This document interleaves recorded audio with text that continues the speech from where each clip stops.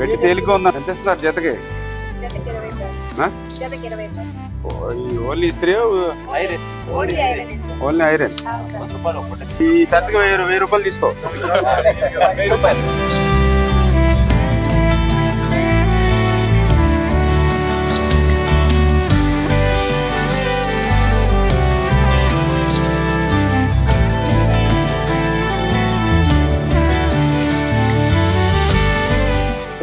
పిల్లలు ఎంతమంది?